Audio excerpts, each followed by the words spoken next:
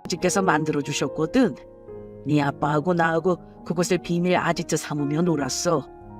아무튼 그날 날 찾아오기 전에 신발에 흙이 잔뜩 묻어 있었거든. 아마 나한테 오기 전 우리 창고에다 뭘 숨겨놓고 온 것 같더라. 그래서 어제 혼자 창고 가서 이리저리 뒤져봤는데 거기서 이걸 발견했어. 아무래도 네 아빠가 남겨놓은 것 같아. 이게 뭐죠? 잘 모르겠다만 네 아빠가 죽은 이유겠지. 네? 저는 아저씨의 말을 듣고 서둘러 봉투를 열어 확인해봤습니다. 그 서류 안에는 남편의 추악한 짓들이 들어있었어요. 뇌물 받고 성사한 계약들, 온갖 청탁 증거물, 회사 돈 횡령해서 도박한 증거자료, 거기다 출장을 핑계로 유흥을 즐기고 방탕하게 논 사진들까지. 손이 부들부들 떨리고 아무 말도 할 수 없이 눈물만 나왔습니다. 아빠가 이 많은 증거를 모으며 얼마나 괴로우셨을지 생각하니 견딜 수 없을 정도로 힘겨웠어요. 그리고 속에서 뭔가가 올라오기 시작했고 서둘러 화장실에 달려가 신문까지 다 개헌했습니다. 수진아, 괜찮니? 아저씨, 이게 다 뭐예요? 이거 정말 제 남편이 한 짓들이에요? 그런 것 같아. 그래서 네 아빠가 많이 힘들어했던 거고. 저는 그것도 모르고. 아빠 혼자 얼마나 힘드셨겠어요. 저 이제 어떻게 해요? 이 큰일을 어쩌면 좋아요? 힘들겠지만 네가 마무리 지어야지. 네 아빠 많이 괴로워했지만 꼭 바로잡겠다고 했어. 네가 그 남은 숙제를 잘 마무리 지어줘. 그래야 네 아빠 하늘에서 편히 쉬시지. 이날 몰랐던 사실을 알고 얼마나 많은 눈물을 흘렸는지 모릅니다. 그리고 결심했어요. 우리 아빠를 죽음으로 내몬 남편을 용서하지 않겠다고 말이죠. 저는 아빠가 모아놓은 증거를 가지고 경찰서에 가서 수사를 요청했습니다. 아빠의 죽음까지도 말이죠. 그리고 며칠 후 시모의 생신날 저는 미리 알아놓은 호텔로 향했습니다. 경찰과 함께요. 직원의 안내를 받아 호텔 파티원 자리로 이동했고 그곳에서 하하호호 떠들며 잔치를 벌이는 남편을 발견했습니다. 야, 듣던 대로 성대하네. 역시 비싼 호텔은 다른가 봐? 네가 여기를 왜... 뭐냐? 어떻게 엄마한테 잘 보여서 이혼 좀 막아보려고? 야, 소용없으니까 꺼져. 괜히 좋은 날 기분 잡치게 하지 말고. 축하해주러 온 손님한테 이런 식으로 대접하면 안 되지. 나 마지막으로 어머님 생신 축하해드리려고 왔어. 어머니, 한갑 생신 축하드려요. 아들 덕에 이런 비싼 호텔에서 맛있는 거 드시고 참 좋으시겠어요? 우리 엄마 생일은 초라하게 그저 없었는데 말이죠. 너 지금 뭐 하자는 거야? 혹시 깽판 치러 왔냐? 아, 맞네. 네 엄마 생일날 내가 한 소리 했다고 복수하러 온 모양인데 웃기지 마. 네가 뭔데 나서? 쥐뿔도 없는 게. 야, 그러지 말고 음식 좀 싸줄까? 한 푼이 아쉬울 텐데 가서 네 엄마랑 먹던가. 과연 그럴까? 앞으로 한 푼이 아쉬운 건 네가 될 텐데. 뭐? 이게 뭐라는 거야? 이깟 음식들 너나 많이 처먹어. 앞으로 오랜 시간 콩밥만 먹을 텐데 많이 먹어둬야지. 아, 그리고 내가 뭘 좀 준비해왔어. 그래도 네 엄마 생일인데 서프라이즈 앤 이벤트 정도는 있어줘야지. 안 그래? 야, 너 미쳤냐? 최후의 발악 같은 거야? 남편은 제 말에 비웃으며 특유의 비아냥거림을 내비쳤습니다. 그래서 저 역시 웃음을 맞받아쳤어요. 그리고 그 순간 저는 뒤에 사인을 줬고 기다리던 형사님들이 들어왔죠. 당신들은 또 뭐야? 경찰입니다. 당신을 횡령 및 비리, 불법 도박 혐의로 체포합니다. 자세한 건 서로 가서 이야기하시죠. 뭐? 지금 뭐라는 거야? 아, 이거 나! 안 나? 내가 누군지 알고 까불어? 아유, 이게 무슨 일이야 그래? 아, 우리 아들이 뭘 잘못했다고 이래요? 아이, 나 잘못한 거 없어. 니들 증거도 없이 무고한 사람 체포해도 돼? 내가 니들 가만히 둘 것 같아? 야, 너 대체 무슨 짓을 한 거야? 나? 그냥 네가 저지른 추악한 짓 고발했는데? 뭐? 아까 증거 있냐고 했지? 설마 증거도 없이 널 체포하러 왔겠니? 빼도 박도 못할 증거 이미 경찰에 다 넘겼거든. 형사님이 그러시더라. 이 증거 토대로 조사 더 들어간다고. 이제 네 인생 다 끝났어. 이게... 그러니까 여기서 네 입으로 말하는 게 어때? 뭔가 또 숨기는 게 있다면 사실대로 털어놓으라고. 물론 죄질이 더럽고 추악하지만 어느 정도는 봐주지 않겠어? 뭘 알고 싶은데? 이건 다 모함이야. 그런 증거 있을 리 없다고. 네가 짓거린다고 내가 넘어갈 것 같아? 그건 네가 알아서 판단해. 그래봤자 넌 콩밥행 확정이니까. 참 이런 효도도 없지. 엄마 환갑생신 날 두 눈앞에서 경찰한테 끌려가고? 이게 다 누구 때문인데? 네가 자초한 일이잖아. 그러니까 똑바로 살지 그랬어. 나 몰래 우리 아빠 몰래 뒤에서 추악한 짓 하고 돌아다니까 좋았니? 짜릿하든? 세상에 영원한 비밀은 없어. 내가 그 많은 증거가 어떻게 찾았는 줄 알아? 우리 아빠가 내게 남겨놓으신 거야. 돌아가시기 전에 많이도 모으셨더라고. 난 그것도 모르고 그저 행복한 신혼생활에 빠져 있었지. 그래서 더 화가 나. 우리 아빠는 얼마나 힘드셨을까. 너의 그 이중적인 모습을 알게 되고 나서 상상도 하지 못할 만큼 괴로우셨겠지. 널 아들처럼 생각하고 아껴주셨어. 그런데 감히 네가 아빠 뒤통수를 쳐? 넌 인간도 아니야. 솔직히 말해. 아빠 네가 죽였니? 아빠는 그날 네가 출장 갔다던 곳 근처에서 사고 나셨어. 멀쩡하던 아빠가 갑자기 심정질하니 이해가 안 됐거든? 네가 우리 아빠 죽였지? 그런 거지? 아니야, 난 아니라고. 어디서 그딴 누명을 씌워. 난 네 아빠 안 죽였어. 그건 조사해보면 알겠지. 근데 난 네가 죽였다고 생각해. 간접적이든 직접적이든. 아빠는 너 때문에 돌아가신 거야. 우리 집안 박살난 것도 다 너 때문이라고.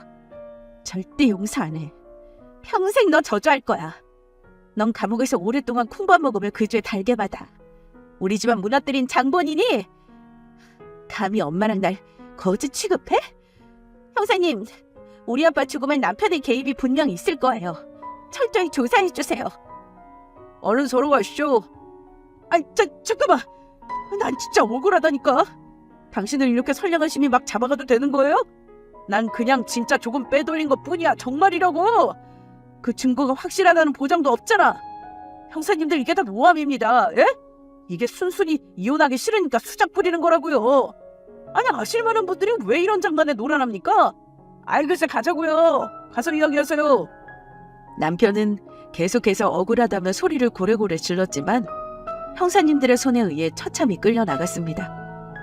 호텔에서 큰 소란이 일어나니까 사람들이 여기저기서 기웃거리며 살펴보더군요. 한 차례 폭풍이 휩쓸고 간 자리는 고요했습니다. 시몬은 충격받아 자리에 주저앉은 지 오래였어요. 저는 놀라 자빠진 시댁 식구들을 내버려두고 호텔을 빠져나왔어요. 그리고 집에서 경찰의 연락을 기다리고 있었습니다. 한 이틀이 지난 뒤 경찰에서 연락이 한 통 왔어요. 급히 서로 이동했고 경찰분들이 건넨 자료를 건네받았습니다. 저희에게 주신 증거대로 조사해보니까 모두 사실인 게 판명 났습니다. 남편분도 다 자백하셨고요. 아버님 회사 부도 처리된 게 남편분의 막대한 횡령 때문에 밝혀졌어요. 그런데 사망 부분에서는 연관성이 없습니다. 저희 추측인데 돌아가신 그날 다른 증거를 확보하기 위해서 남편분을 만나러 가신 것 같아요. 그러다 의도치 않게 사이에 외도 현장을 목격하고 놀라서 돌아가신 거죠. 믿었던 사이한테 배신당했으니 충격에 말도 못하셨을 겁니다. 그래서 그 충격으로 심장에 무리가 온 게 아닌가 추측하는 중이고요. 참, 그리고 이게 뭐죠? 남편분 해외 계좌입니다.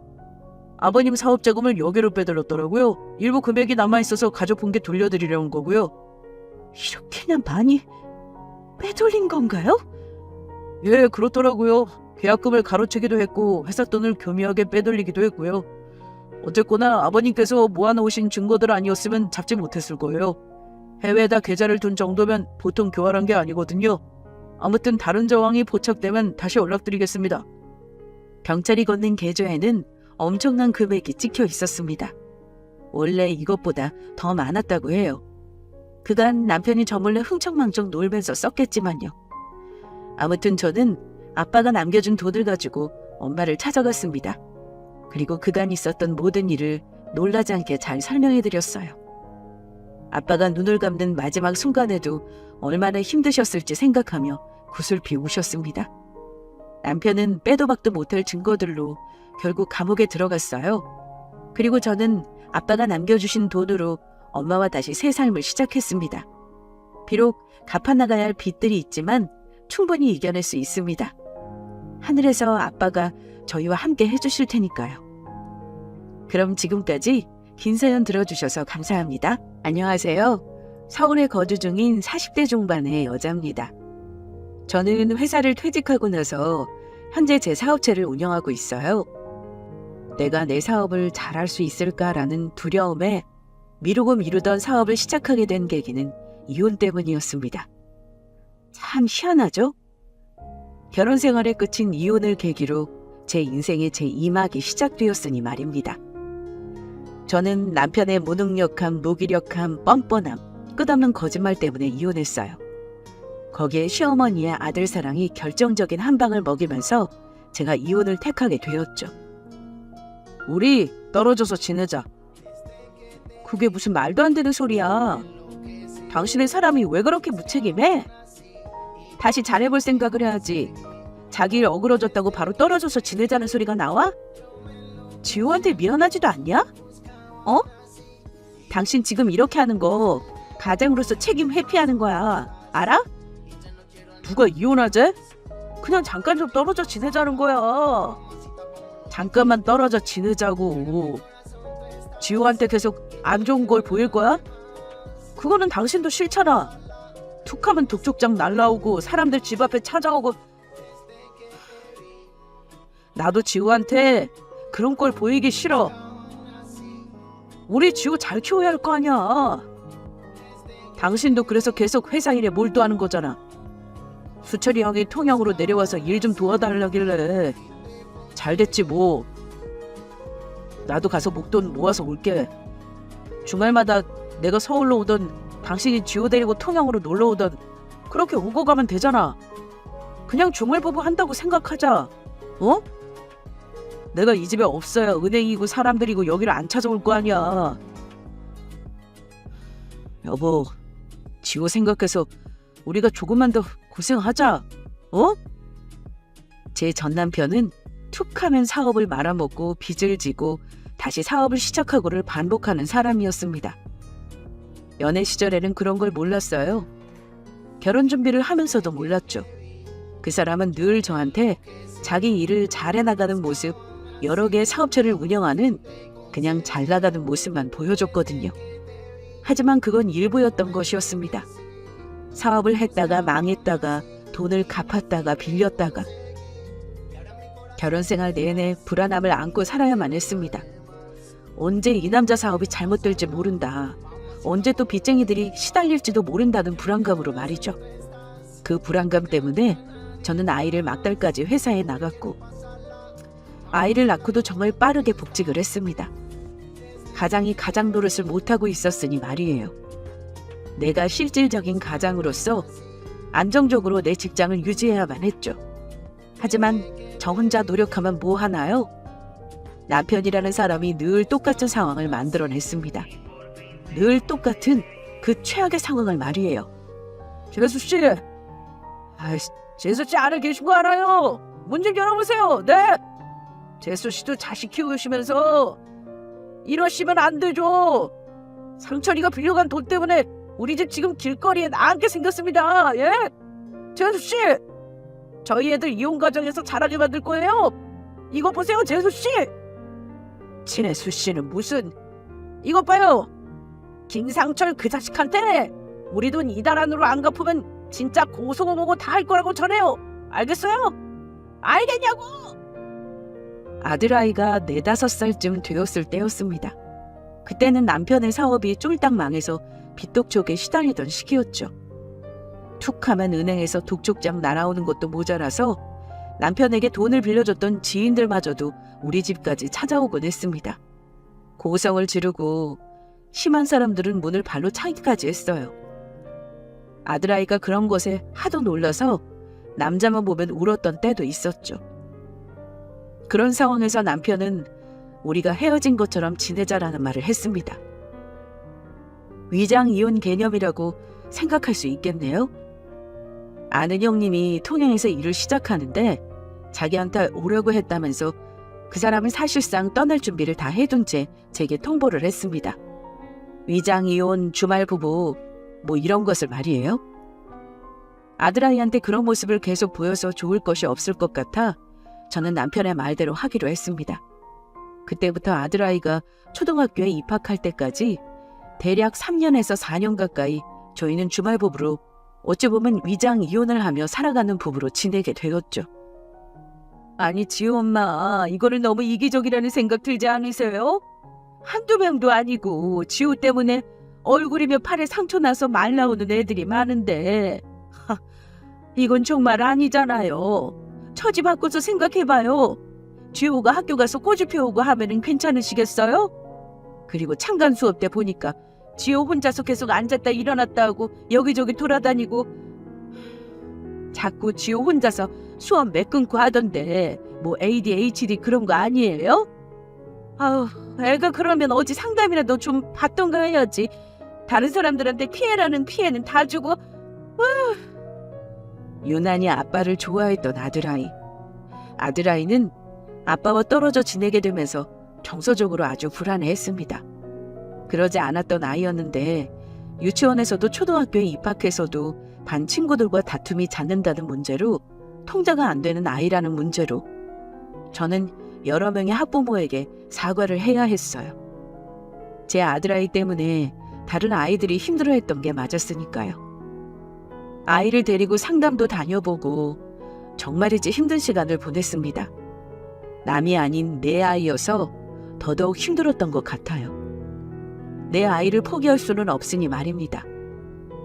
시간도 꽤 지났고 남편도 어느 정도 빚 문제는 해결해 나간 것 같아서 저는 아이를 위해서라도 이제 다시 같이 지내는 게 낫겠다는 이야기를 남편에게 했어요.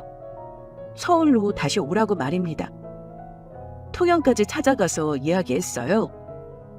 애들이 다 그러고 크는 거지. 그럼 뭐 막 초등학교 입학한 애가 얼마나 말귀 알아듣고 뭐 얼마나 그런다고. 하여간 내가 그 동네 여자들 유별난 건 알았지만 참, 뭘 그런 걸 가지고 애를 데리고 상담소까지 가서 당신은. 애들 엄마들이 유별난 게 아니라 그건 당연한 거야. 당신도 한번 처지 바꿔서 생각해봐. 유별나다는 말이 어디 쉽게 나오나.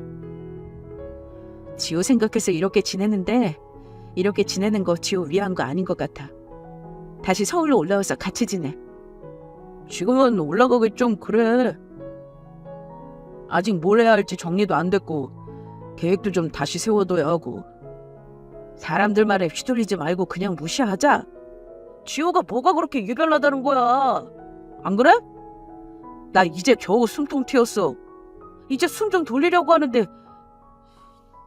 지금 나 서울로 올라가 버리면 나는 대체 숨을 언제 쉬어? 안 그래?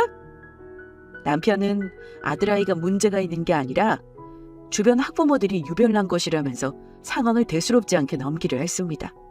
하지만 여러 사람이 그렇게 피해를 봤다고 이야기를 하고 더군다나 아이가 집에서도 이유 없이 울고 화를 낼 때가 많아서 저도 많이 지쳐있는 상태였어요. 그래도 통영에 다녀오거나 서울로 아빠가 올라올 때면 아이가 밝고 안정적인 상태를 유지했죠. 거기서 제가 알았던 거예요. 아이한테는 아빠의 부재가 불안감을 유발하고 있다는 사실을 말입니다. 그래서 남편한테 서울로 오라고 한 거였는데 그 사람은 자기도 이제 숨을 돌리기 시작했으니 좀 쉬면서 앞으로의 계획을 세우고 싶다고 했어요. 그러면서 자기한테 너무 압박하지 말라고 이야기를 했죠. 참 자기만 알고 자기만 가장 힘든 사람이었습니다. 그럼 나는 뭐 좋다고 편하게 지낸 줄 알아? 당신은 여기 혼자서 있지. 나는 눈 뜨자마자 지우 씻기고 먹이고 들고 뛰다시피 해서 학교 보내. 그리고 집으로 가? 아니야. 아니고 당신도 알잖아. 곧장 또 회사로 가서 온종일 일하고 지우 학교에서 전화 올 때도 있어. 그러면 나는 심장이 덜컹해서 또 죄인처럼 전화 붙잡고 있고 회사에서도 학교 눈치 보랴. 회사 눈치 보랴. 집 가면 집 들어와서는 지우랑 하루 종일 씨름하고 나는 그럼 언제 숨을 쉬니? 일단은 지우 안정적으로 만들어주는 게 당신이랑 나랑 해야 할 일 아니야? 지우 저렇게 자꾸만 힘들어하고 학교에서 문제 일으키는 거 그거 다 당신이랑 나 때문인 거야. 부모가 집에서 애를 편하게 해줘야 애가 안정적으로 지내지. 그런데 뭐? 나는 언제 숨 쉬냐고? 그게 아빠라는 사람이 할 소리니? 애초에 당신이 무리하게 사업한다고 여기저기 일 버리지만 않았어도 돈 갖고 사람들한테 시달 일이 없었고 우리 이렇게 떨어져 살 일도 없었어. 알아? 아느냐고. 나는 그럼 언제 숨을 쉬어라는 남편의 그 말 한마디에 저는 미친 듯이 억울함이 끌어올라왔었습니다. 남편이 지내고 있던 통영짐을 다 뒤집어 엎으면서 소리를 질러댔어요. 말 그대로 난장판을 피웠습니다.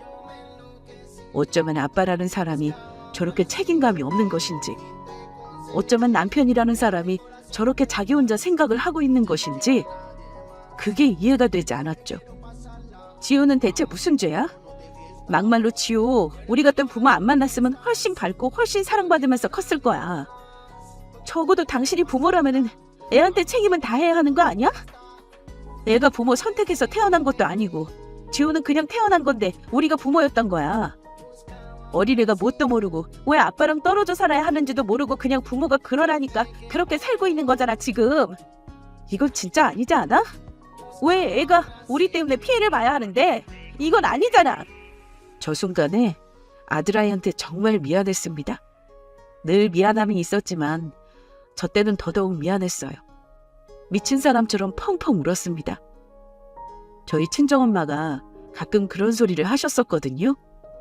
네가 더 좋은 집에 태어났으면 좋았을 텐데 라는 소리를 말이에요. 그때는 엄마가 왜 그런 소리를 하는지, 어떤 마음으로 그런 소리를 하신 것인지 알지 못했습니다. 그런데 자식을 낳아보니 알겠더군요. 엄마가 어떤 마음으로 저런 말씀을 하셨는지 말입니다. 저희 친정은 정말 가난했어요. 그래서 엄마는 늘 저희한테 더 해주지 못해 미안해 하셨죠. 정작 자식인 저희는 아무렇지 않았는데 말입니다. 그런데 제가 아이를 낳고 보니 아이한테 그저 미안한 일만 늘어갔습니다. 자식을 낳아봐야 부모 마음 안다. 그 말이 맞아요. 내 자식을 낳아보니 부모님이 왜 그랬고 왜 그런 말을 했는지 알겠더군요. 그런 상황에서 남편의 이기적인 생각 때문에 아이를 힘들게 하고 있다는 사실이 저는 더욱 크고 무겁게 와 닿았습니다. 결혼한 이래로 그렇게 큰 소리를 냈던 적이 없었던 것 같아요. 남편 역시 저의 그런 모습과 저의 발언에 꽤 놀랐었죠. 그렇게 남편은 울며 겨자 먹기로 다시 서울로 올라오게 되었습니다. 지금 생각해보면 그 사람은 아빠도 남편도 해서는 안 되는 사람이었습니다. 그냥 자기 혼자서 제멋대로 인생을 살아야 하는 사람이었죠. 책임감이라고는 없는 사람이었습니다. 일단은 엄마한테 얘기해서 돈 좀 보태달라고 하자. 그러면 되지? 전세금 그거 가지고 뭘 그렇게 안달복달하냐 당신은. 그만 좀 돈돈거려. 연애할 때는 안 그랬던 사람이 결혼하고 나니까 왜 이렇게 돈돈거려. 당신이 그렇게 돈돈거리면 어디서 돈이 솟아나? 당신은 사람이 너무 조급해서 문제야. 좀 편하게 살아, 편하게. 결국에 될 일은 다 되고 안 될 일은 어떻게 해도 안 되는 거 아닐까?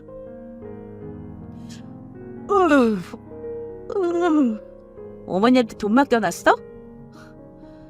당신 일을 언제부터 할 거야? 아니면 내가 얘기한 대로 하자니까? 나는 당신이 전업주부로 있어도 상관없어. 그게 뭐가 어때서? 요즘 그런 부부들 많아. 여자가 밖에서 일하고 남자가 집안일하고. 그게 뭐? 괜찮아. 그리고 내가 돈돈거리는 게 아니라 전세금 올려달라는 거 해결해야 하는 거니까 당신한테 얘기한 거잖아. 통영에서 일하면서 돈 받은 거는 대체 어디다 쓴 거야? 나 진짜 머리 아프다. 아유, 여보. 야, 미진아. 그만 좀 해. 어? 와, 나 진짜 숨 막혀 죽겠네. 그만 좀 해, 그만.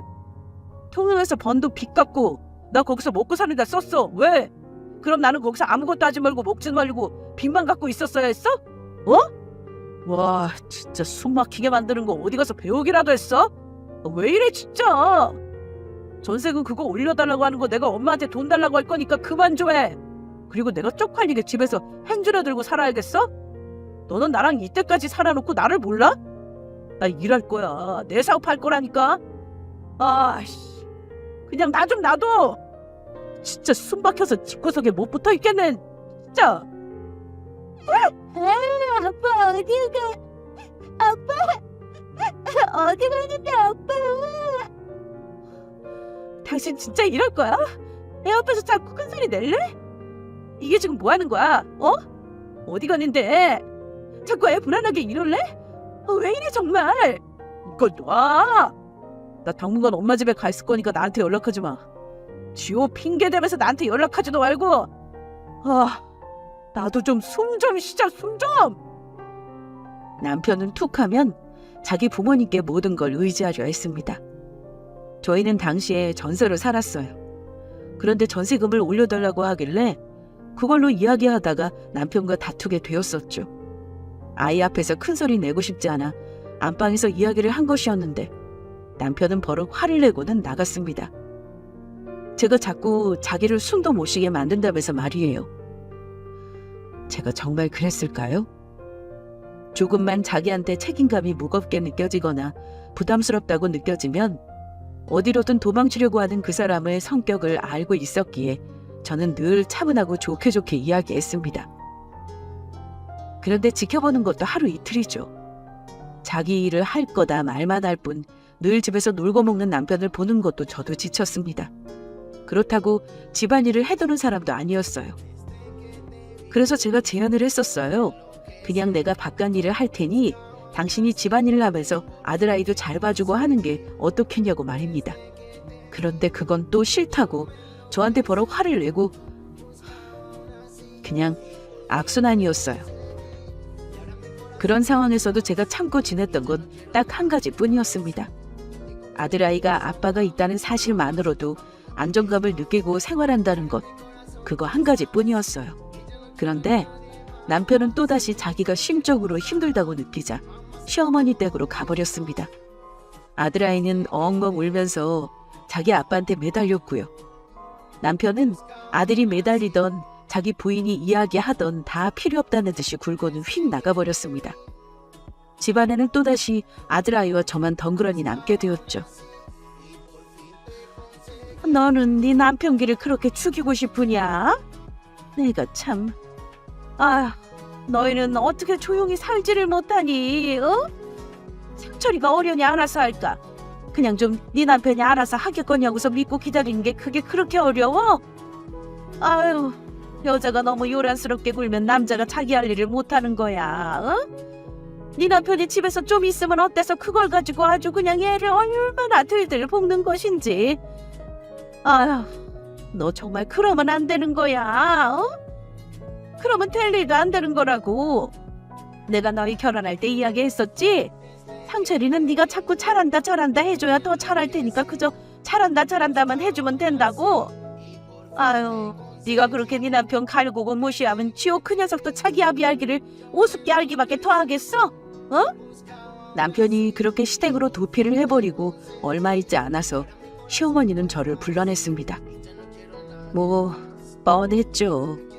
자기 아들밖에 모르는 사람이 저를 불러다 놓고 할 이야기가 뭐겠습니까? 제가 너무 자기 아들을 갈군다느니 제가 옆에서 잘한다고 해줘야 내 아들이 잘하지 않겠느냐느니 죄다 저에 대한 질책뿐이었어요. 제가 자기 아들을 힘들게 한다고 말입니다. 내 말이 틀려? 어디 내가 틀린 말 한 거 있으면 한번 해봐. 어? 내가 너한테 뭐 틀린 말 한 거 있어? 예, 네가 듣기에는 내가 하는 말이 이상하게 들릴 수도 있어도 이건 아닌 거야. 어? 네가 집에서 네 남편을 편하게 해주는 게 중요한 거라니까. 그리고 솔직히 말해서 너 회사 좋은 데 다니는 거 아니냐?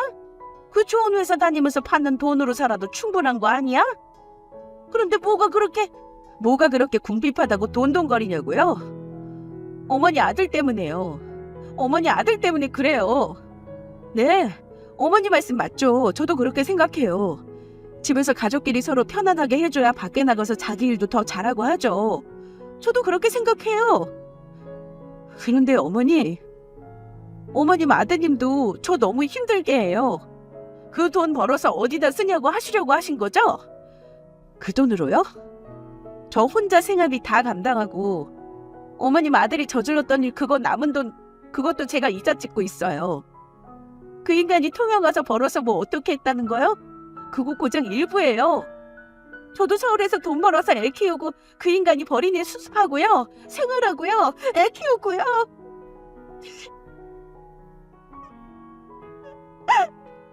제가 뭐 기운이 남아 돌아서 그 사람한테 잔소리하고 쓴소리했던 줄 아세요? 저도 그런 게 싫어요. 저도 힘들고 기운 없어요. 집에 들어와서 다른 여자들처럼 남편한테 이런저런 일이 있었다고 얘기도 하면서 위로도 받고 싶고요. 저라고 뭐 그런 소리 하고 싶어서 하는 줄 아세요? 아이고. 그래서 내가 이번에 너희 전생은 그거 돈 줬어 안 줬어? 줬잖아. 돈 줬으면 해결된 건데 뭐를 그거 가지고 위로를 받네 못 받네 소리까지 하고 있어. 그 전세금 제가 말씀드렸을 때는 어머니 제가 하는 말 애초에 듣지도 않으셨잖아요. 니들 일은 너희가 알아서 해라라고 하셔놓고 그 사람이 어머니께 가서 말씀드리니까 바로 도와주셨죠? 저 그것도 너무 서운해요. 제가 서운해하는 게 이상한 거예요? 그리고요 어머니 그 사람이 하는 행동이 아빠로서 좋은 행동이에요? 자기 힘들다고 휙 나가버리고 통영에서 올라올 때도 자기 숨 못 쉰다고 징징거리고 그거 안 좋은 거면 어머님이 쓴소리를 해주시는 게 맞는 거 아니에요? 그런데 저한테 지금 뭐라고 하신다고요? 이게 지금 맞는 상황이에요? 전세금이 올라서 해결해야 했던 건 저 사건이 벌어지기 전부터였습니다. 남편이 통영에서 있었을 때였죠. 저는 이미 시어머니한테 도움을 청했었습니다. 그런데 그때 시어머니는 너희 일 너희가 알아서 해라라고 딱 선을 그어버렸었어요. 제가 이야기를 했을 땐 말입니다. 그런데 저 당시에 자기 아들이 가서 이야기하니 바로 돈을 주더라고요. 자기 아들이 죽겠다고 하니까 말입니다. 그리고서는 저를 불러내서 왜 자기 아들을 들들 볶냐고 뭐라고 한 거였어요. 그러니 제가 열불이 터지지 않고 배기겠어요? 그렇잖아요. 저는 전날 할 말 다 했습니다. 저런 상황까지 갔었는데 가정생활이 제대로 굴러갔을 리가요. 전세금을 해결하고 집에 돌아와서도 얼마 안 있다가 자기 힘들면 휙 나가버리고 다시 들어왔다가 휙 나가버리고 그런 생활이 반복되었습니다. 나중에 가서는 아들아이도 아빠의 부재가 익숙해진 것인지 아무렇지 않아 하더라고요. 아무렇지 않은 게 아니었겠죠. 아들아이도 체념한 것은 아니었을까 싶습니다. 그게 지금도 너무 마음이 아파요. 어린아이가 체념하는 걸 너무 빨리 배운 건 아닌가 싶어서 말입니다. 지금까지 해주신 말씀을 들어보면은 남편분께서 실질적인 가정의 역할도 피하신 게 되는 거고 양육자로서의 태도도 네, 뭐 일단 지금 말씀해주신 상황으로 봤을 때는 양육권 문제에서도 부인께서 가져오시는 게 지장은 없을 것 같습니다. 그러면 제 동생이 양육권을 가져오게 되면은 양육비를 받을 수 있는 거잖아요. 이야기 들으셔서 다 아시겠지만 그 인간은 책임감도 없고 보나마는 양육비 없다 배째라 할 인간이거든요. 그런데 제 동생 시어머니 쪽은 그래도 돈이 좀 있어요. 그럼 나중에 애아빠가 양육비 지급 제대로 안 했을 때 시어머니 쪽에도 요구할 수 있는 건가요? 법적으로 뭐 그런 거 집행할 수 있는 게 있어요? 결국 저는 남편과의 이혼을 생각하게 되었습니다. 시댁 식구들은 물론이고 남편도 모르게 혼자서 이혼을 준비하기 시작했어요. 혼자서는 도저히 그 모든 걸 감당할 기운이 없어서 친정 언니에게 도움을 요청해 함께 알아보기 시작했어요. 그 상황에서도 남편은 자기 힘들다고 집을 나가 있던 상황이었고요. 여기저기 변호사 사무실을 돌아다니면서 제가 해왔던 결혼 생활에 관해 이야기하고 아들아이가 힘들었던 점을 지켜본 것들에 관하여 이야기를 하고 아들아이를 데리고 상담 다녔던 내용을 이야기하고 양육권, 재산분할, 위자료에 관해 이야기하면서 저는 더욱 지쳐가기 시작했습니다. 이게 대체 뭐 하는 짓인가 싶었어요. 결혼한 자체를 후회하게 되는 시간이었죠. 그러면서 아들아이한테는 끝없는 죄책감을 느끼는 시간이었습니다. 아마 이 사연을 들으시는 분 중에 저와 같은 과정을 겪으신 분들이 계신다면 제가 어떤 마음이었을지 누구보다도 잘 공감하시겠죠? 부모로서 엄마로서 자식한테 평생 가도 못 갚을 죄를 짓는 선택같이 느껴졌습니다. 이혼이라는 게 말이에요. 당신 한 1,000만 원 정도 여윳돈 있어? 그게 이번에 투자 쪽으로 좋은 기회를 하나 제안받아서 말이야. 그쪽 얘기 들어보니까 꽤 전망도 있는 회사인데 거기서 코인을 상장한다고 하길래 내가 아는 후배가 있는데 걔가 이번에 그쪽 윗선이랑 같이 일을 한다고 하더라고. 코인 상장하면 어차피 후배놈 쪽이 세력이니까 거기서 알려주는 타이밍에 맞게 코인 샀다가 팔고 뭐 그렇게 올해 내내 하기만 하면 돈은 금방 불릴 것 같아서 말이야. 제가 어디를 가고 무엇을 알아보고 다니는지 까맣게 모르고 있던 남편은 제게 1,000만 원 정도 여윳돈을 가지고 있냐고 연락을 해왔습니다. 자기가 아는 후배한테서 들은 좋은 투자 정보라고 말이에요. 타이밍도 참 기가 막히게 잡고서 연락해왔죠. 누구는 자기의 무능력함, 무기력함, 무책임 때문에 이혼을 생각하고 있는데 자기는 그 와중에 저한테 투자할 돈 좀 있냐고 연락을 하다니 말이에요. 그 인간 말하는 걸 듣고 있자니 목덜미가 뻐근해져서 아무 말도 하지 않고 그냥 그저 그렇게 수화기만 들고 있었습니다. 할 말이 너무 많아서 오히려 말을 할 수가 없었죠. 말문이 막혀서 말입니다. 여보세요? 내 말 듣고 있는 거야? 듣고 있어. 듣고 있으면 듣고 있다고 좀 귀척이라도 좀 해. 당신이 듣기에는 내가 하는 말이 또 터무니없고 대책 없이 들릴 수도 있겠지. 그런데 이거 진짜 기회야. 미진아, 나도 당신처럼 우리 지호 잘 키우고 싶어. 다른 아빠들처럼 척척 우리 지호가 뭐 사달라고 하면 사주고 좋은 차에 지호 태워서 학교 앞에 딱 내려다주고 나도 그러고 싶어서 이러는 거야. 당신만 지호 잘 키우고 싶어하고 당신만 우리 가족을 지키려고 하는 게 아니라니까. 이번에 투자만 잘 되면 당신이나 나는 불로소득 인생 살 수 있는 거야. 우리가 돈 문제만 아니면 싸울 일이 있을 것 같아? 당신이나 나는 지금 우리가 여유가 없으니까 별것도 아닌 일로 자꾸만 부딪히게 되는 거라고. 당신 통영까지 내려서 나 끌고 서울로 온 이유가 뭐야?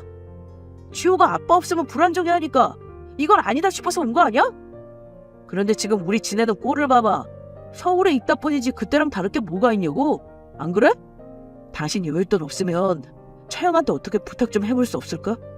차영네 이번에 집도 샀다면서. 그럼 어느 정도 여윳돈 있다는 거잖아. 청산 유수. 말은 참 잘합니다. 그 사람은 뭐가 문제인지 전혀 잘못 짚고 있었죠. 제가 그 사람하고 부딪히는 이유는 돈 때문이 아니었습니다. 그 인간의 무책임한 태도, 무기력한 모습, 약속을 어기는 그런 모습에 너무 실망하고 부모로서 좋지 않은 태도를 보였기에 그걸로 부딪힌 것이었는데 그 인간은 그저 제가 돈 벌어오는 남편이라는 걸 내세워서 자기와 부딪히는 거라고 이야기하고 있었죠. 돈이 좀 없으면 어떤가요? 가족끼리 사이만 좋다면 돈이 없어도 얼마든지 하하호호 웃으며 지낼 수 있습니다. 적어도 제가 자라온 우리 가족은 그랬어요. 남편이라는 인간이, 애아빠라는 인간이 저런 뜬구름 잡는 소리를 하면서 인생은 한방이네, 불로소득을 할 수 있네, 뭐 그런 소리를 하는데 제가 무슨 할 말이 있겠습니까? 그저 헛웃음만 내쉬었어요. 우리가 싸우는 게 정말 돈 때문인 것 같아? 여태껏 돈 때문에 당신이랑 나랑 싸운다고 생각한 거야? 진짜 내가 할 말이 없다. 할 말이 없어. 당신 말대로 내가 당신 돈 못 벌어서 당신이랑 싸우고 산 거였으면 진작에 헤어졌지. 그렇게 생각하지 않아? 당신 나랑 결혼하고 나서 사업 말아먹은 게 하루 이틀이야? 그렇잖아.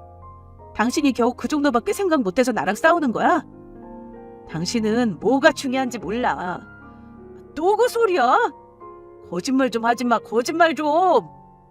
당신이 내가 돈 못 벌어오는 게 내가 무기력한 게 마음에 안 들어서 나랑 계속 부딪히는 거잖아. 그리고 내가 모르게는 뭘 몰라? 뭐 당신이 하고 많은 날 얘기하는 아빠 노릇? 안정적인 가족 만드는 거?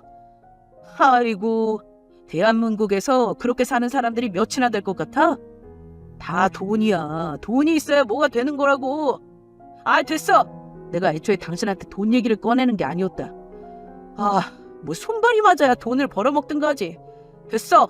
돈 구해주기 싫으면 말아. 그리고 주효한테 나 그냥 어디 출장 갔다고 대충 둘러대. 애한테 이상한 소리 하기만 해봐. 그냥 나 출장 갔다고 얘기해. 주호랑은 내가 알아서 연락할 테니까. 그렇게 또다시 저희 부부는 3개월이 넘도록 별거 생활을 해왔습니다. 그 사람이 집에 들러서 자기 옷가지를 챙겨갈 때나 이따금 아들아이와 놀기로 했다면서 집에 들를 때 빼고는 그 사람과 한 공간에 있었던 적이 없었죠. 여전히 그 사람은 자기는 사업 구상 중이다라는 말만 해댈 뿐 그 어떠한 것도 하지 않았고요. 시어머니는 중간중간 저한테 연락해서는 내 아들 기 좀 죽이지 말아라. 네가 집에서 얼마나 갈구면 애가 우리 집에 와 있겠냐라는 말을 해댔습니다. 그리고 그 결과 저는 더더욱 이혼해야겠다는 마음을 강하게 먹기 시작했죠. 그러던 어느 날 저는 시어머니로부터 황당한 소리를 듣게 됩니다. 그게 바로 이혼의 결정적 원인이 되었죠. 네 주제에 사모님 소리가 어울리니? 시어머니는 이혼 소리를 들고 우리 집으로 찾아왔습니다.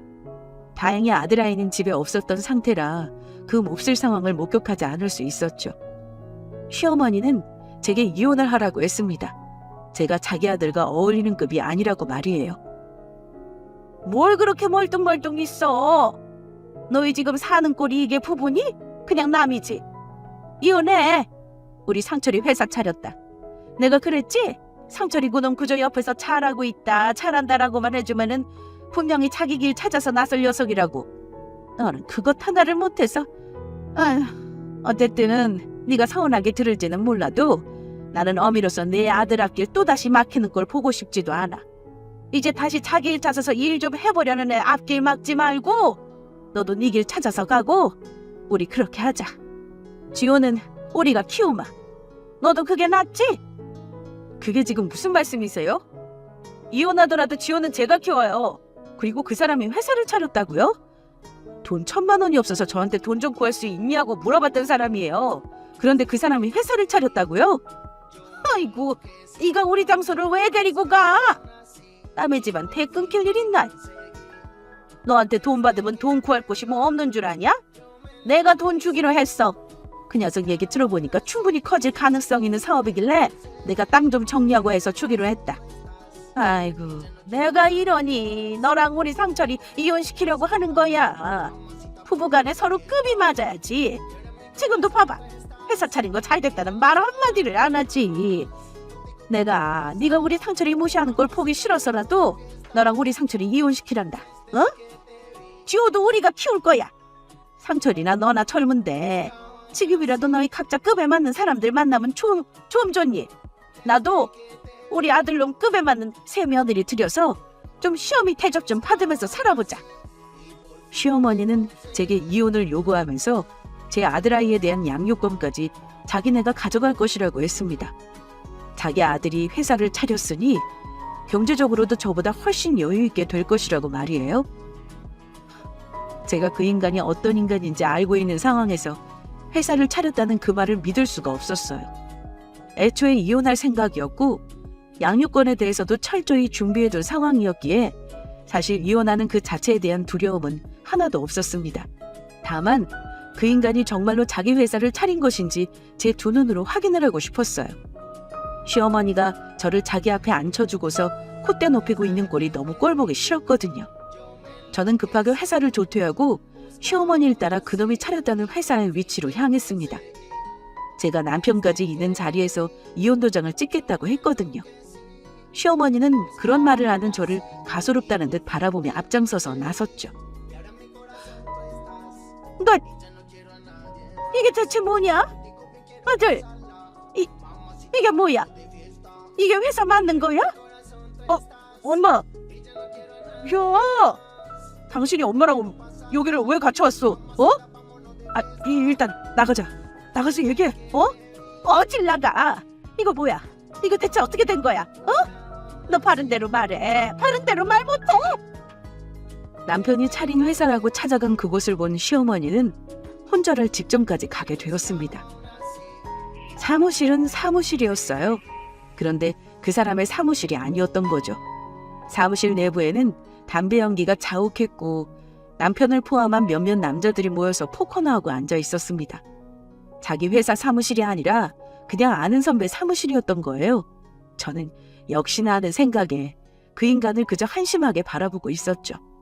그 와중에 그 인간은 자기 엄마한테 머리채를 잡히고 있었고요. 너 이게 어떻게 된 거야? 사무실 컴퓨터 들여야 한다고 해서 나한테 가져간 돈으로 뭐 했어? 너 니네 회사 차렸다고 한 거 그거 엄마한테 거짓말한 거야?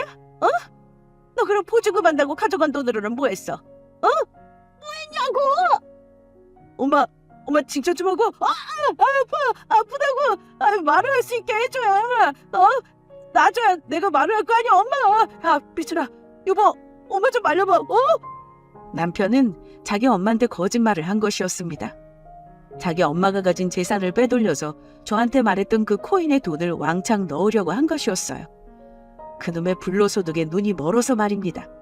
시어머니는 그 사실을 듣고서는 왜 그런 터무니없는 것에 그 큰 돈을 넣은 거냐고 난리를 피웠죠.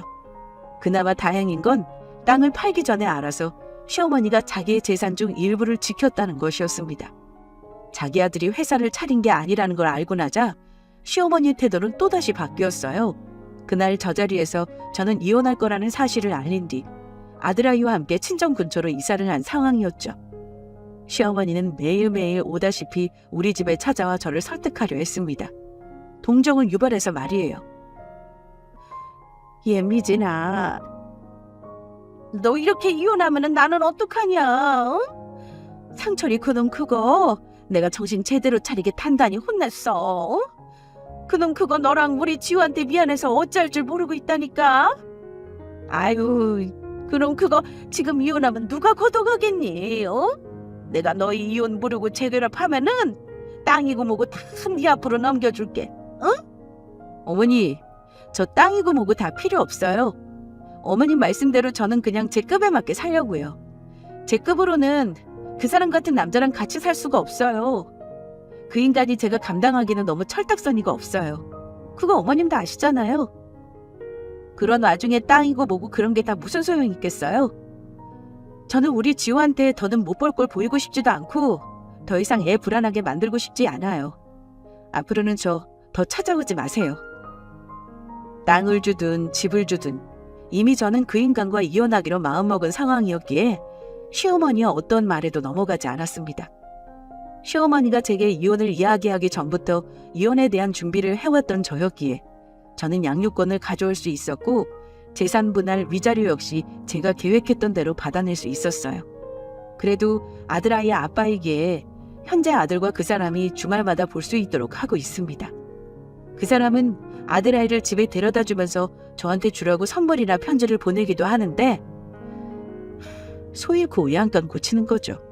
인제 와서 그러면 뭐 하나요? 안 그런가요? 그 사람은 아들아이의 아빠일 뿐 저한테는 더 어떠한 존재도 아닙니다. 제 사업을 하면서 아들아이한테 부족한 것 없이 해줄 수 있는 지금이 저는 그저 좋거든요. 두 번 다시 그 인간과 살았던 시절의 불안감과 답답함을 느끼고 싶지 않은 저입니다. 저 이혼하기를 잘했죠? 분명 잘한 이혼인데도 나와 그 사람 선택으로 아이에게 상처를 준 것은 아닌지 아주 가끔 죄책감이 몰려와 힘이 드네요. 그래도 잘한 이혼이라고 응원 좀 부탁드려도 될까요? 엄마로서 강인하게 살아가는데 힘이 필요해서 말이에요. 그럼 저는 여러분의 응원을 기다리며 이만 글을 마칩니다. 이야기 들어주셔서 감사합니다. 안녕하세요, 구독자 여러분. 결혼한 지 이제 4년 간 넘은 18개월 아들아이의 엄마 인사드립니다. 시집간 지 얼마 안 된 새댁의 사연이니 남편이나 시댁 고민이 아니겠나 짐작하시겠죠? 하지만 오늘 제 사연은 친정에 대한 이야기입니다. 어디서부터 얘기해야 할까요? 시어머니 같으면 어디 가서 흉이라도 보겠지만 사실 친정엄마 흉 보는 건 그 자체가 너무 부끄러운 거잖아요. 저는 사실 결혼 직후 지금까지 친정엄마를 비롯해 오빠와도 지금은 연락을 끊고 삽니다. 그런데 진작 연락을 끊어내고 살지 못한 게 후회될 정도로 너무 마음이 편하고 그 어느 때보다 정신이 평온해요. 사실 저 어릴 때부터 저는 엄마에게 늘 부족한 딸이라는 말을 듣고 살았어요. 다 커서는 버는 돈을 다 엄마에게 갖다 바치면서도 당연한 줄 알았고요. 저는 그 긴 세월을 가스라이팅을 당하고 있다는 걸 모르고 살았습니다. 내가 힘든 게 그들의 잘못이라는 걸 몰랐어요. 그러다가 지금의 다정한 남편과 결혼 준비하면서 엄마에게 실망하게 되었고 결국 다시는 안 보고 살기로 결심했습니다. 남편은 결혼 전에 제 친정 가족들과 잘 지내보려고 노력을 많이 했던 사람이었습니다.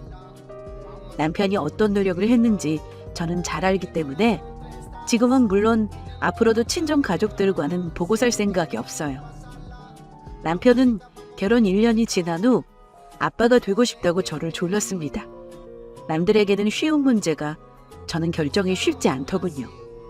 아마도 어릴 때부터 엄마 사랑을 받지 못하고 자라서 내 아이를 온전히 사랑해줄 자신이 없어서인 것 같기도 합니다.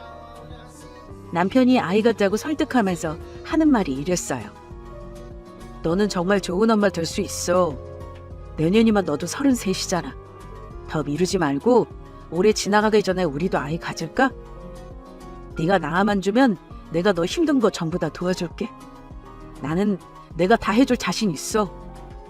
자기가 잘해주는 건 나도 잘 아는데 이상하게 부모가 되는 게 겁이 나. 아무래도 내가 트라우마가 있는가 봐. 내가 좋은 엄마가 될 수 있을지도 모르겠고. 너는 장모님이랑 달라. 너 힘들게 살았다고 해서 우리 아이가 그렇겠어? 당신이랑 내가 얼마나 사랑으로 키우겠어. 그리고 내가 있잖아. 뭐가 걱정이야?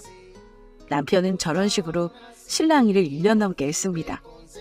저는 엄마가 될 준비가 안 된 것 같았지만 결국 남편 말대로 노력해서 아이를 가졌고 지금은 그 아이가 18개월이 되어서 한창 예쁜 모습을 보고 키우고 있습니다. 그런데 아이를 낳고 보니까요. 그전에는 몰랐는데 친정 엄마에 대한 미움이나 원망이 점점 커지는 것 같아요. 저 엄마랑 영 끊겠다고 할 때 엄마가 악을 쓰면서 했던 말 중에 하나가 뭔 줄 아세요? 너도 너 같은 년 낳아서 한번 길러봐라. 그래야 내 속을 알지. 키워준 의리도 모르고 배은망덕한 년 같으니라고. 공부 다 시켜놓고 효도 좀 하라 그랬더니 날름 시집 가버리고 도망을 가? 근데 아예 얼굴도 안 보고 살겠다고? 못된 것. 나중에 누가 후회하나 보자.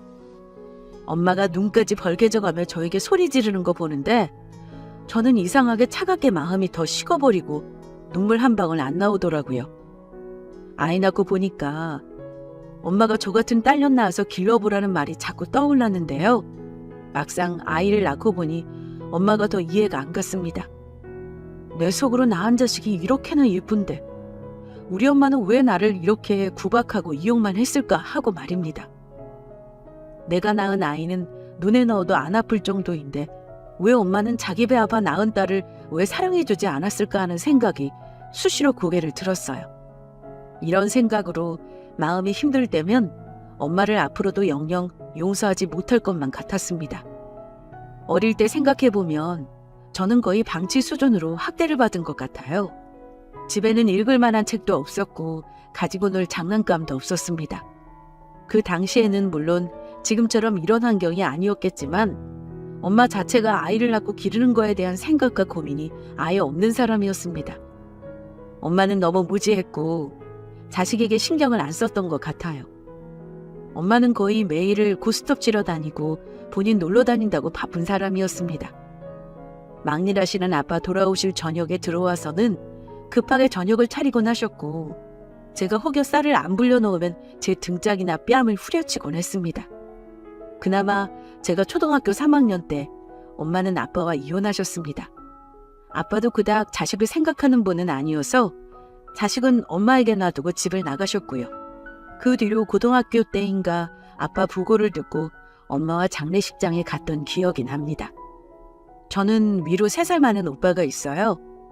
하지만 엄마는 아들인 오빠와 저를 대놓고 편애하시는 분이었습니다. 오빠는 저와 달리 초등학교 때부터 속셈학원이나 태권도를 다녔어요. 그래서 저는 늘 집에 혼자 있던 날이 대부분이었습니다. 생각해보면 어릴 때부터 참 많이 외로웠습니다.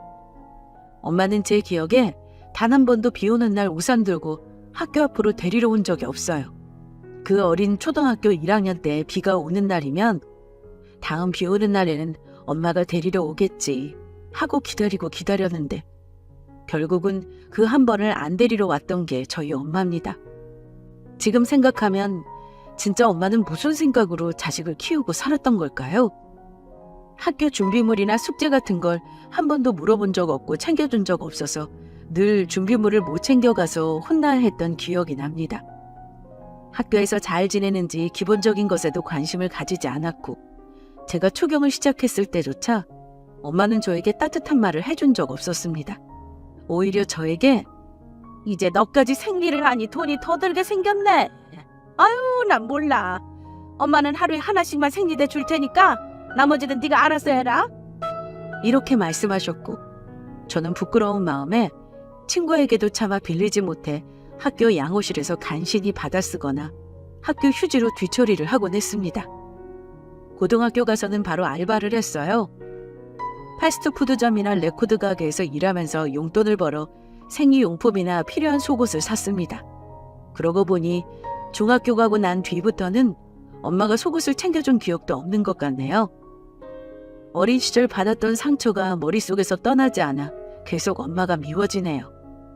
우리 남편은 이제 친정 식구 안 보고 사니까 저도 용서하고 마음 편하게 먹으라고 하지만 마음먹은 대로 안 되는 게 사람 마음인 것 같습니다.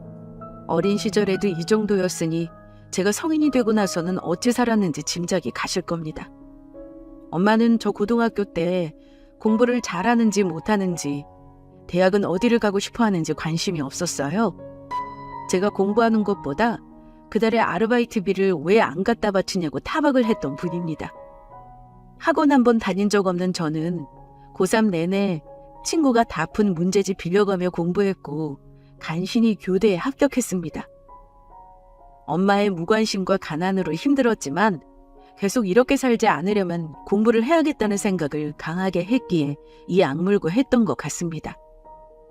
미래에 어떻게 살고 싶은지는 구체적으로 몰랐지만 어떻게든 이 구렁텅에서 빠져나가서 그냥 다른 애들처럼 평범하게만 살아보고 싶었던 것 같아요. 다행히 제가 대학에 붙었을 때는 오빠가 군대를 갔을 때여서 저는 엄마가 학비를 대주실 줄 알았습니다. 그런데 엄마가 저에게 이러시더라고요. 고등학교 내내 공부시켜주고 먹여주고 입혀줬으니까 학비는 네가 알아서 해. 엄마도 이제 너희 둘 다 키웠으니 돈 벌어서 4살 쿵리 해야겠다. 엄마가 50만 원 정도는 보태줄 테니 이번이 마지막이라고 생각하고 앞으로는 네 힘으로 해. 그나마 일부를 보태주신다는 거에 가슴을 쓸어내렸습니다. 사실 저도 고등학생 때 알바를 하면서도 늘 대학 학비를 엄마가 대주지 않을 거라 생각을 해서 준비를 해놨습니다. 그 당시 300만 원도 안 되는 돈이긴 했지만 그래도 한 학기 등록금을 내고 남는 돈이었어요. 그렇게 대학교 가서도 저는 학내에서 자판기 채우는 아르바이트에 방과 후에도 일을 하면서 돈을 벌었습니다. 학교 다닐 때는 한 학기 등록하면 다음 학기 등록금을 걱정하며 살았어요. 엄마는 저에게 금전적인 지원은 아예 해주지 않았어요. 오히려 제가 대학교 가서 아르바이트 하는 거 돈 내놓으란 말을 하곤 했습니다. 아르바이트 월급 받는 날은 어찌나 귀신같이 아는지 꼭 돈 달란 말을 하셨어요. 은지야, 관리비 지난달 밀려서 이번 달 다 내야 돼. 월급 받은 거 있으면 이번 달에 네가 좀 내야겠다. 엄마, 지난달에 관리비랑 공과급 하라고 드렸는데 그 돈으로 뭐 한 거야? 그걸 또 밀리면 어떡해? 네 오빠가 급하게 쓸 데가 있다는데 그럼 어쩌니? 그럼 이번 달은 네가 내. 엄마가 돈 나갈 게 많아. 오빠는 학비도 안 벌고 왜 갖다 쓰기만 하는 건데? 나는 학비도 벌고 생활비도 보태잖아. 나도 힘드니까 이제는 오빠도 좀 보태라고 해. 네 오빠는 이 집안 기둥이잖아. 오빠가 나중에 잘 돼서 집안 일으키게 되면 설마 동생이 애쓴 거 나 몰라라 하겠어? 오빠가 잘 돼야 너도 잘 되고 나도 잘 사는 거야. 엄마가 이 나이 먹도록 고생하는 거 너 눈이 있으면 봐라. 다 우리 가족 잘 되자고 하는 거니까 힘들어도 조금 참아. 엄마는 우리 가족이 잘 되는 길은 오빠가 성공하는 데 달려있는 줄 아는 분이셨습니다. 어릴 때부터 오빠 편애하고 집착하는 거 물론 저도 알고 있었고요. 하지만 성인이 되어서까지 저에게는 희생만 강요하셨어요. 그렇다고 하나뿐인 오빠가 제 편이었느냐면 절대 아니었습니다. 어릴 때부터 이기적이고 본인이 제일 잘난 줄 아는 게 우리 오빠였고요. 본인은 맨날 돈 없다, 집이 가난하다, 부모를 잘못 만나서 인생이 이 모양이라며 투정만 할 뿐 1,000원 한 장 자기가 돈 벌어본 적도 없습니다. 고등학교 때도 툭 하면 저한테 야 김은지 돈 좀 있냐? 3만 원만 줘봐 책 좀 사게. 내가 돈이 어딨냐? 내가 오빠 엄마야? 왜 나한테 돈을 달라고 해? 엄마한테 말해. 어제 달라 그랬는데 오늘 어떻게 또 말해? 그냥 10,000원만이라도 있어? 이런 식으로 돈 달라는 말을 하기 일쑤였고 없다고 하면 여지없이 해코지를 했습니다. 제 가방을 뒤지거나 책상 뒤지는 건 다반사였고요. 대학을 가서도 저는 제 학비를 벌었지만 오빠는 엄마가 등록금을 내줬는데도 늘 용돈 타령이었습니다.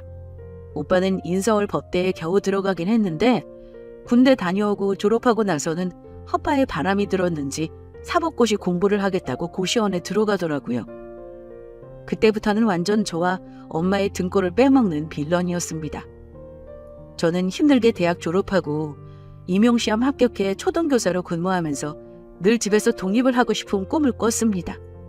하지만 현실은 더 가혹해지더군요. 엄마는 나이 먹으면서 아픈 데가 많아졌고 오빠는 경제활동을 아무것도 하지 않은 채 돈만 축내고 있었으니까요.